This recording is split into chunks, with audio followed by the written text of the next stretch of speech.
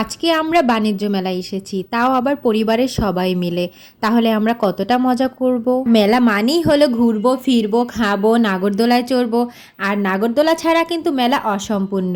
আর মেলায় আসলে কিন্তু চুড়ি কিনতেই হবে, তাই চুড়ি দেখে তো আমি পুরাই পাগল হয়ে গেলাম। তবে আমার দুটো মালাও খুব পছন্দ হয়েছে, কিন্তু আমি যেহেতু হিজাব পরি তাই মালা আমার দরকার নেই, এর জন্য আমি আর নেইও নেই।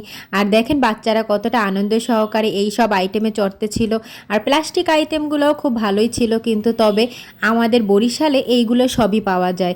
আসলে বাণিজ্য মেলা বলতে আমরা যেটা বুঝি যে অনেক বাইরের জিনিস হবে, একদম এক্সপেন্সিভ, কিন্তু ওইভাবে তেমন কিছুই ছিল না। এটা নিয়ে আমি খুবই হতাশ ছিলাম। যেমন এখানে যাই আছে সবগুলোই আমরা বাইরে থেকে কিনতে পারি। আর এখানে মেলা মানে হলো যে আমরা সব এক জায়গায় পেয়েছি এই। আর বাচ্চারা এটা খুব আনন্দ করে চড়তে ছিল এই হেলিকপ্টারে, মনে হচ্ছিল যে ওরা হেলিকপ্টার চালাচ্ছে।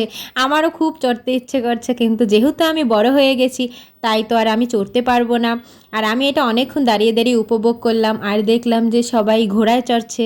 আমরাও ছোটোবেলায় বাবার সাথে মেলায় আসলে এভাবে ঘোড়ায় চড়তাম। আর এই আইটেমটা আমার খুবই ভালো লাগে, সেটা হলো চুড়ি।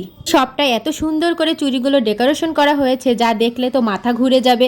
আমি তো পুরাই ঢুকে পাগল হয়ে গেলাম, এত সুন্দর চুড়ি মনে চাচ্ছে যে আমি সব নিয়ে যাই। আর এখান থেকে আমি দুটো ব্রেসলেট নিয়েছি, তাও খুবই ইউনিক এবং খুবই সুন্দর। আমি অনেক টুকিটাকি জিনিস কিনেছি, বাচ্চাদের ব্যান্ড এবং চুড়ি তো অবশ্যই কিনতেই হবে। আর এই চুড়িগুলো কিন্তু খুবই ইউনিক এবং খুব সুন্দর ছিল, বড় থেকে বাচ্চাদের সবাই ছিল এগুলো। আর দেখে তো খুবই কালারফুল। আর মেলায় আমার ঘুরতে ঘুরতেই একদম সন্ধ্যা হয়ে গেল, আর সবাই নাগরদোলায় চড়তে ছিল। আর আমি নাগরদোলাটা খুবই ভয় পাই, আর আমি এখান থেকে একটা মশলাদানি নিয়েছি। মেলার সন্ধ্যার দিকে এই লাইটিংটা দেওয়া হয়, এই লাইটিংটা কিন্তু খুবই সুন্দর। আমার মেলার সব থেকে এই লাইটিংটাই ভালো লাগছে। আর এই বেলুনগুলো, আমি একটা বেলুন কিনে তারপরে বাসায় চলে এসেছি।